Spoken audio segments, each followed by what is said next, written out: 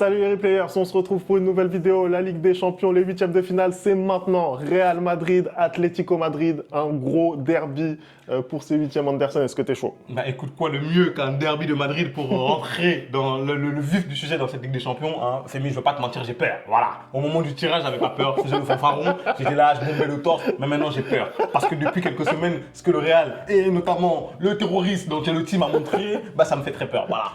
Bah écoute, on va en parler. On n'oublie pas de liker, on n'oublie pas de s'abonner et on envoie le générique, c'est parti!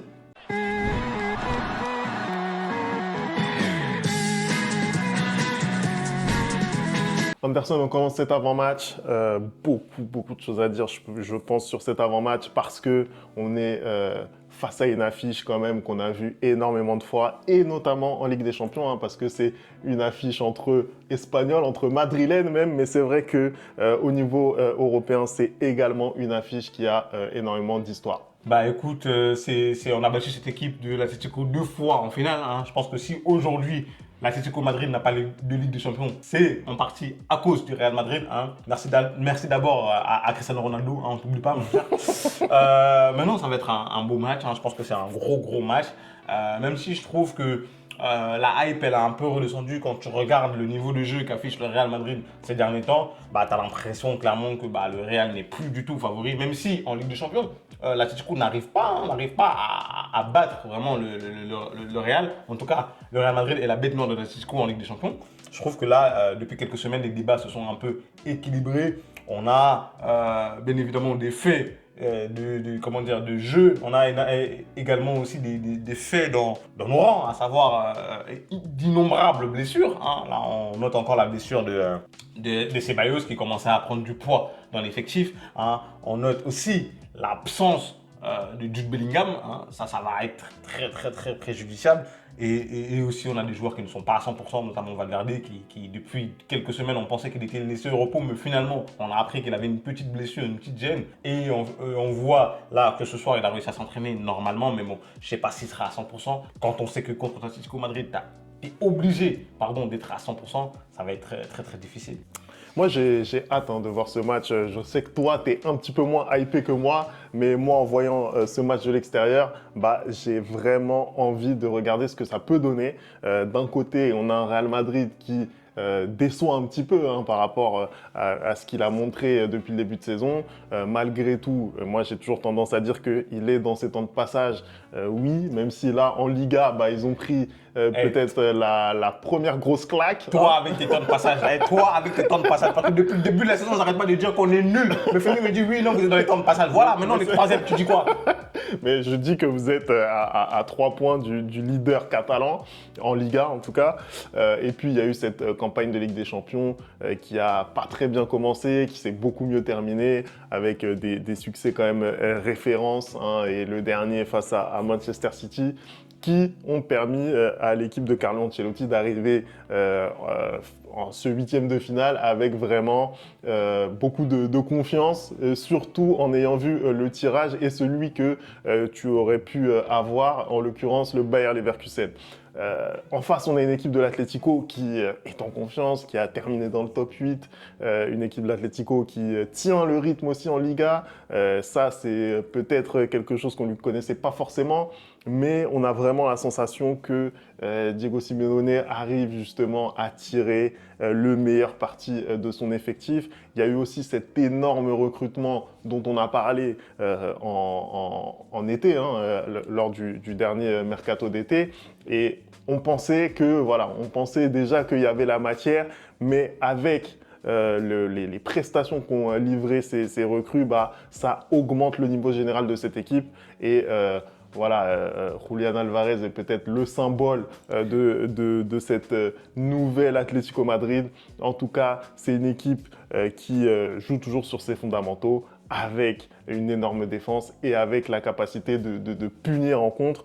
Donc, j'ai vraiment envie de voir ce que peut donner l'opposition de style Anderson là-dessus. Écoute, ça va être un match intéressant. Déjà, je pense que si on peut commencer à se projeter sur les compos probables, hein, je pense qu'aujourd'hui, Ancelotti n'a pas trop le choix, hein, étant donné les blessures qu'il y a dans l'effectif et aussi l'absence de Jude Bellingham. Comme je te l'ai dit, je pense qu'on voit aujourd'hui que l'absence de Ceballos et de Bellingham et de Valverde, à quel point ça peut être préjudiciable pour cette équipe parce que le match qu'a livré le Real ce week-end, c'était juste désastreux. Hein. Oh non, mais parce qu'on a fait le débrief et tout, maintenant je peux revenir à tête reposée. Bah, c'est toujours autant calamiteux, je suis désolé. En fait, je n'arrive même pas à regarder les débriefs des autres chaînes. Voilà, pour vous dire la vérité, j'ai regardé aucun débrief parce que j'ai honte de ce que mon équipe a proposé ce week-end.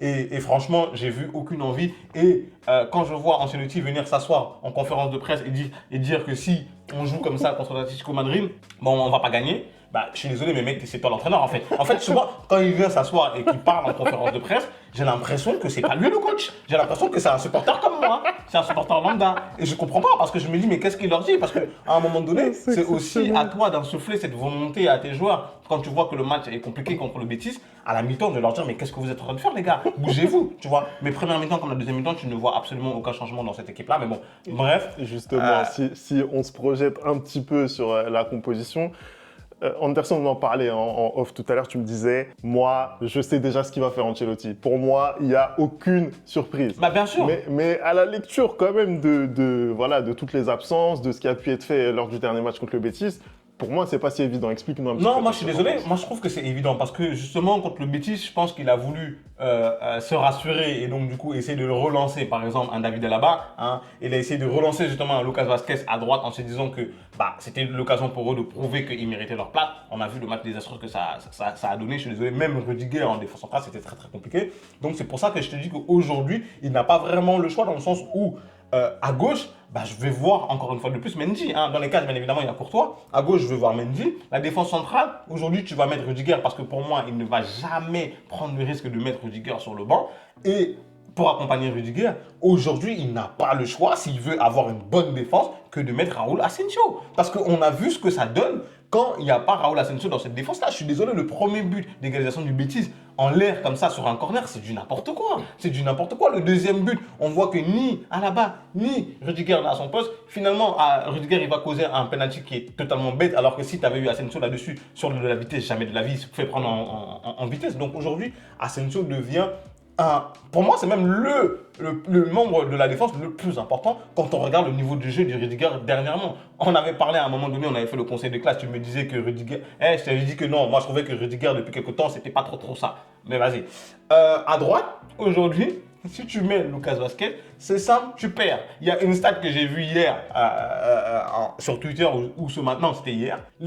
Sur les 9 matchs perdus par le Real Madrid cette saison, il a participé en tant qu'arrière droit sur 8 d'entre eux.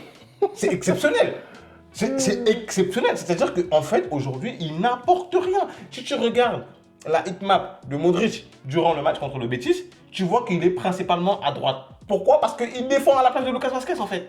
Et c'est tout le temps ça. C'est-à-dire que quand c'est pas Modric, c'est Valverde en fait. Aujourd'hui, il ne sert à rien dans l'équipe. Le mettre dans un match comme ça, parce que j'ai entendu en conférence de presse Ancelotti tout à l'heure dire que si Valverde n'était pas à 100%, ça allait être Vazquez à droite. Moi, je suis désolé. On ne peut pas continuer. On ne peut pas s'appeler le Real Madrid et avoir des latéraux qui s'appellent Ferland Mendy et Vazquez. C'est pas possible. Aujourd'hui, si on est dans cette situation, c'est aussi de la faute du président. De ne pas avoir recruté, quand Carvajal s'est blessé, un arrière droit de renom. Aujourd'hui, depuis 2-3 ans, le Real Madrid, depuis 5 ans même, le Real Madrid n'a pas un véritable remplaçant à Carvajal. On n'a pas un véritable remplaçant à Carvajal, c'est Lucas Vazquez qui dépanne. Mais ok, d'accord, c'est bien beau de dépanner quand tu joues Riron ou autre, mais tu peux pas jouer avec Lucas Vazquez en arrière droit quand tu joues le Barça ou quand tu joues l'Atlético. C'est pas possible. C'est pas possible. Non, c'est vrai que Lucas Vazquez, moi personnellement, il m'a déçu parce que je voyais quand même son niveau un petit peu mieux que ça. Et sur des matchs comme on a pu voir dimanche en Liga, il faisait quand même l'affaire et notamment offensivement. Là, c'est vrai que c'est très très limite ce qu'on voit de sa part. Je suis d'accord avec toi que, comme il s'appelle, Asensio, c'est la personne justement pour moi qui joue la complémentarité avec Rudiger. C'est lui vraiment qui est pour moi le parfait pendant aujourd'hui à Rudiger. Tu avais parlé lors du dernier débrief du fait que Alaba et Rudiger, ça ne marchait pas. Les profils sont trop similaires. Je pense qu'effectivement, avec Asensio, on a un profil beaucoup plus rapide en vitesse. Sur ce que tu disais, notamment sur Rudiger, moi, je t'ai dit lors du conseil de classe, je t'ai bien dit que Rudiger, c'était moins bien. Après, ça reste toujours ton taulier, hein, ça reste ton taulier malgré tout, mais c'est moins bien. Ça va être à lui maintenant de rehausser son niveau. Après, je pense que Fede Valverde, à droite, je pense qu'il va démarrer. Je pense qu'il n'a pas le choix. Aujourd'hui, on n'a pas le choix. Je pense que de toute façon, là, au point où on en est aujourd'hui, je pense qu'il va démarrer. Il n'y a pas d'autre choix pour Carlo Ancelotti. Après, tu prends un risque parce qu'apparemment, il serait blessé et je pense qu'il va jouer sous infiltration. Mais tu es obligé aujourd'hui, si tu veux faire quelque chose de ta saison, tu es obligé de prendre le risque de faire jouer un Fede Valverde et de l'enlever justement du milieu de terrain. Si on veut continuer justement sur la compo, au milieu de terrain, je vois Tchouaméni et Camavinga dans ce double pivot là. Tchouaméni aujourd'hui, depuis quelques temps, les garanties sont là. C'est-à-dire qu'au milieu de terrain, vraiment, les prestations qui sortent sont vraiment de haute volée. Moi, celui qui m'inquiète bizarrement, c'est Camavinga. C'est-à-dire que Camavinga, cette saison, j'ai du mal à le reconnaître. Je ne reconnais pas le Camavinga des saisons précédentes. Je trouve qu'il est moins percutant. Je trouve qu'il commet beaucoup plus d'erreurs. Je trouve qu'il fait énormément de fautes. Hein. Il glisse énormément sur le terrain. Donc, Camavinga, c'est le moment aujourd'hui de sortir une prestation XXL. Parce que on est en train de remarquer que l'absence de Dani Ceballos fait très mal à cette équipe-là. Tu vois ce que je veux dire? Et aujourd'hui, Camavinga a l'opportunité dans ce match-là, je pense qu'il va être titularisé, de montrer vraiment que, ouais, j'ai ma place au Real Madrid en tant que titulaire. Parce qu'à un moment donné, quand la saison a débuté, pour moi, Camavinga était le titulaire. C'était une évidence en fait. C'était une évidence. Et petit à petit, quand la saison a avancé, ben, il a commencé à reculer dans la hiérarchie en fait. Après, il a eu du mal à enchaîner. Je pense que les blessures n'ont pas aidé aussi. Et c'est un joueur qui est souvent d'ailleurs sujet aux blessures et ça ne lui permet pas d'enchaîner.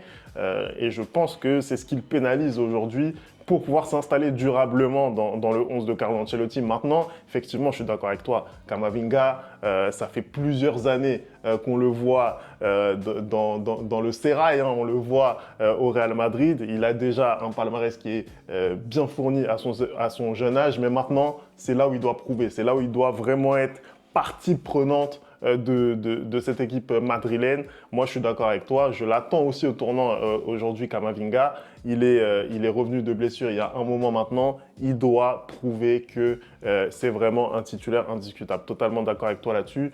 Tchouaméni, je suis davantage surpris de ses prestations parce que pour moi, même au milieu, il faisait des prestations qui étaient vraiment en demi-teinte et je le trouvais limite meilleur quand il jouait derrière. Après, il y a eu ce début de saison-là avec le Real où il a joué derrière et où ça a été calamiteux. Mais là, effectivement, depuis qu'il est revenu au milieu du terrain, on sait que c'est son poste préférentiel, en tout cas celui auquel il préfère jouer, bah, il est beaucoup mieux, il est très bon. Bah écoute, il a pris les critiques à un moment donné, il s'est même sifflé par le stade, hein, par le Bernabeu, et il a pris les critiques, il a su s'en relever et c'est tant mieux. Donc pour moi, de toute façon, aujourd'hui, je pense que Ancelotti ne peut pas faire une équipe du Real Madrid sans mettre Tchouaméni, sauf s'il est blessé ou sauf s'il est suspendu.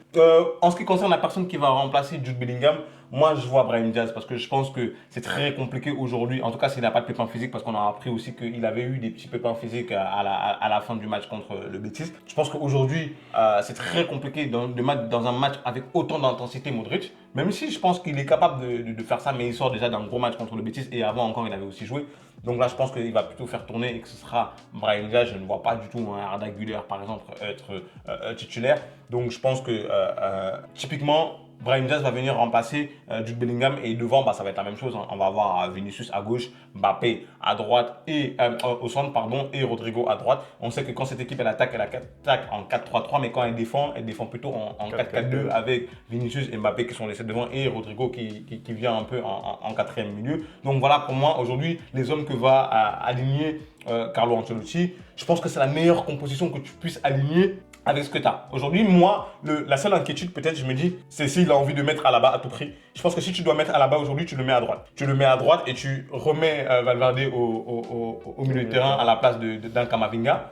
Parce que c'est pas possible. En fait, tu ne peux pas mettre Asensio aujourd'hui sur le banc et tu ne peux pas mettre Lucas Vazquez dans un match comme ça. Moi, demain, si je regarde la compo et je vois une de ces options-là, je sais que le match, il est terminé. Je sais qu'il est terminé. Parce que Aujourd'hui, on joue contre une équipe de l'Atlético qui, certes, reste toujours sur ses fondamentaux et qui sait très bien défendre. Mais par contre, aujourd'hui, quand l'Atlético attaque, ils te font très, très, très mal. Tu vois. Et l'intensité qu'ils mettent dans les matchs, moi, j'ai encore regardé leur match ce week-end, c'est exceptionnel. Et je ne vois pas un Lucas Vazquez, comment dire, combattre cette intensité-là pendant 90 minutes, c'est pas possible. Parlons un peu de cette équipe de l'Atlético, tiens, puisque t'en parles.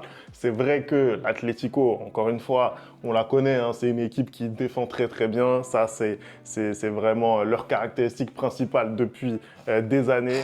Mais cette saison, on a vraiment la sensation qu'ils ont franchi un cap. Ils ont franchi un cap et ils arrivent également à être compétitifs en Liga. Sur cette Ligue des Champions, ils ont terminé dans le top 8. On a vu qu'il y avait des grands d'Europe qu'on pensait trouver dans le top 8 qui n'y ont pas été. Et l'Atlético, eux, ils ont réussi. Qu'est-ce que tu penses de cette équipe, toi, le spécialiste, bien entendu, de la Liga Santander? Non, mais c'est une équipe, moi je te le dis, j'arrête pas de le dire depuis le début de la saison. Liga Quand je vois, ça a changé, c'est pas grave. Quand je vois à quel point le Barça et le Real, depuis le début de la saison, ils faisaient des faux pas, je te dis que j'ai l'impression que c'est l'Atlético qui va gagner cette Liga. Pourquoi? Parce que c'est l'équipe qui est la plus constante au final. C'est l'équipe qui, en fait, se comporte comme une équipe qui peut être championne dans le sens où il y a énormément de matchs qui sont gagnés à la fin, au bout du temps additionnel. D'ailleurs, il faudra faire attention énormément au Real par rapport à ça parce que le Real, c'est une équipe qui se déconcentre énormément. C'est une équipe aussi qui, quand elle joue contre le Barça, contre le Real par exemple, essaie de faire le dos rond et subir et mieux attaquer. Hein. On rappelle quand même que l'Atlético a joué contre le Real et le Barça 4 fois cette saison et n'a perdu aucun match. C'est très très très fort. Hein. C'est pas rien. Hein. Réussir à faire, je crois que c'était 4-4 ou, contre le Barça. Match, ouais. C'est pas rien en fait. Il faut réussir à se relever, il faut réussir à aller de l'avant et ils arrivent à hausser leur niveau de jeu quand il faut. C'est une équipe qui, quand elle joue contre les petits, et ils trouvent toujours le moyen de gagner en fait. C'est-à-dire que ce soit à la dernière seconde ou que ce soit en maîtrisant le match, ils trouvent le moyen de s'en sortir. Et Diego Simeone, il a insufflé un état d'esprit, hein, le cholisme comme on dit, à cette équipe-là où tu vois 11 hommes en train de se battre sur un terrain. Hein. Moi, si je pouvais avoir ne serait-ce qu'un cinquième de leur état d'esprit pour le Real Madrid, ce serait exceptionnel. Mais ils sont en train de faire aujourd'hui une saison qui est juste magnifique. On rappelle que l'Atlético est sur 10 matchs sans défaite. 10 matchs sans défaite, toutes compétitions confondues, c'est juste immense. En fait, c'est une équipe qui est en train de réussir sa saison. Et si demain, ils arrivent et nous tapent, ça me surprendrait pas en fait. Ça me surprendrait pas parce que les autres années, on était largement supérieurs à eux. À chaque fois qu'on les a affrontés en Ligue des Champions, pour moi, on était largement supérieurs. Même dans cette finale de Ligue des Champions, je pense qu'on était juste tétanisés par l'enjeu. Et heureusement que Sergio Ramos va mettre son coup de tête.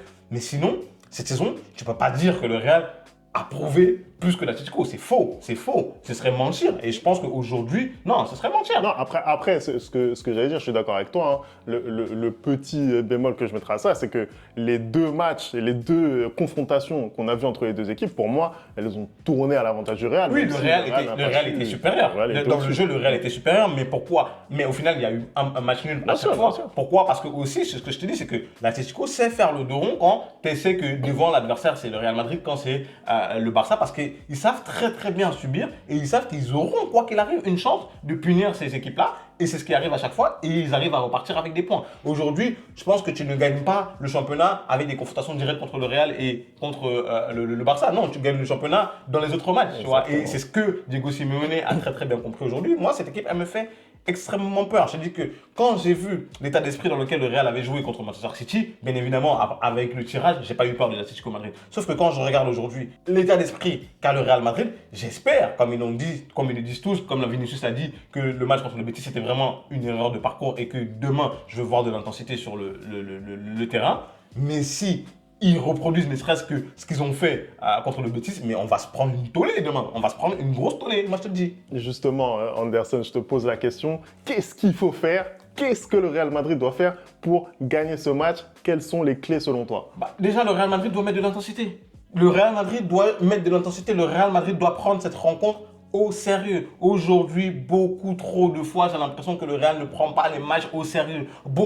Trop de fois, j'ai l'impression que le Real rentre dans les matchs de manière léthargique et que le Real joue quelques minutes dans les matchs en fait. Aujourd'hui, contre le Betis, par exemple, tu marques et tu arrêtes de jouer. Demain, tu vas faire la même chose. On va dire qu'imaginons, on rentre dans le match, on arrive à marquer, tu vas voir, ils vont arrêter de jouer. Je ne comprends pas cet état d'esprit de la part du Real Madrid. Je ne comprends pas. Tu marques un but, tu essaies d'aller mettre un deuxième et après, tu arrêtes de jouer si tu veux arrêter de jouer. Mais c'est pas, tu mets un but et après, tu commences à défendre. C'est pas possible. C'est pas possible. Et moi, je pense qu'aujourd'hui, c'est ce qu'on a besoin d'avoir. De la concentration, du pressing, de l'engagement. Je veux voir des joueurs courir pendant 90 minutes. Mais je te le dis tout le temps, si mes joueurs ils perdent en courant pendant 90 minutes, ça ne me dérange pas.